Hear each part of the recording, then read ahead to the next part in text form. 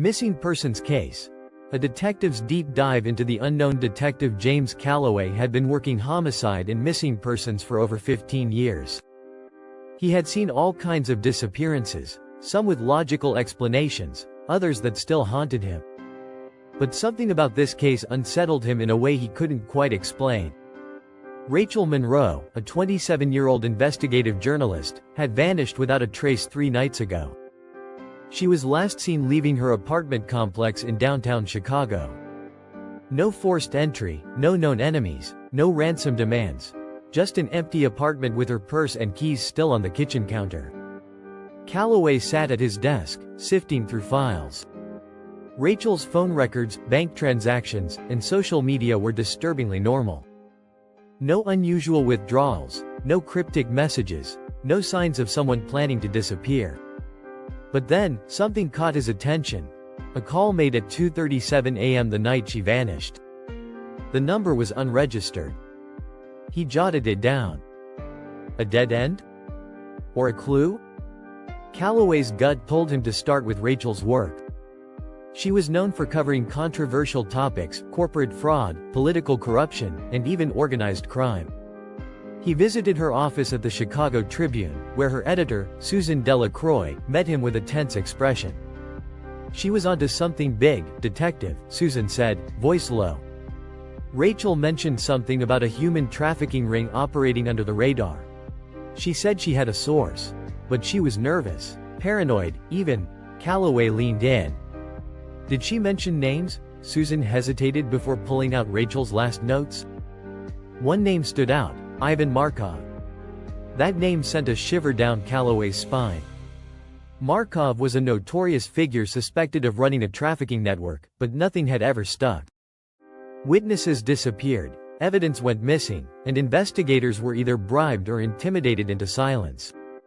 Rachel had been digging into Markov. And now, she was gone. A shadowy figure tracking down the unregistered number.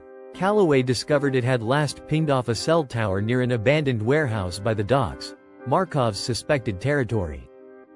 That was all the confirmation he needed. With his partner, Detective Lisa Carter, he drove to the location under the cover of night. The warehouse loomed in the darkness, its rusted metal exterior barely holding together.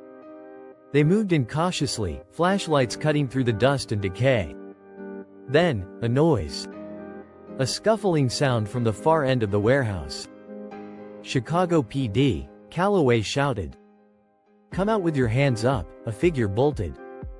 Calloway and Carter gave chase, cornering him near a stack of crates. A wiry man with sunken eyes and trembling hands, one of Markov's lower-level enforcers. Where's Rachel Monroe? Calloway demanded. The man shook his head rapidly. I don't know. She was here, but they moved her. I swear. Who moved her? Carter pressed. Markov's guys. They took her out of state. I only know the drop-off point. An old motel off Highway 22, just past the state line. It was a lead. And it was all they had. By dawn, Calloway and Carter were on Highway 22, eyes scanning for the rundown motel. When they arrived, it was exactly what they expected, seedy, isolated, and the perfect place for criminals to hide their business. They spotted 2 men outside one of the rooms. One of them fit the description of Markov's right-hand man, Viktor Sokolov. We go in quiet, Carter whispered. Rachel could still be alive. Calloway nodded. Guns drawn, they moved toward the room. A quick, practiced breach, bang. The door was kicked open. Inside, Rachel Monroe sat tied to a chair, her face bruised but alive. Victor and his accomplice went for their weapons. Too slow. 2 quick shots. Carter took down the first man while Calloway incapacitated Victor with a shot to the leg. The scuffle ended in seconds. Rachel's eyes met Calloway's. Took you long enough, she rasped. You made it damn hard, Calloway muttered as he cut the ropes binding her wrists. Come on, let's get you out of here. Rachel's kidnapping cracked the case wide open. With her testimony and the evidence she had gathered before her abduction, the FBI stepped in. Markov's network was dismantled piece by piece. As for Calloway, he visited Rachel in the hospital a few days later. She was bruised but resilient. "You're not going to stop, are you?" he asked. Rachel smirked. "Not a chance," Calloway sighed. "Then I suggest you invest in better locks." Rachel chuckled, wincing at the pain. "And maybe a bodyguard." It wasn't the first case Calloway had solved, and it wouldn't be the last. But as he walked out of the hospital, he couldn't shake the feeling that, in this line of work, some mysteries were never truly solved.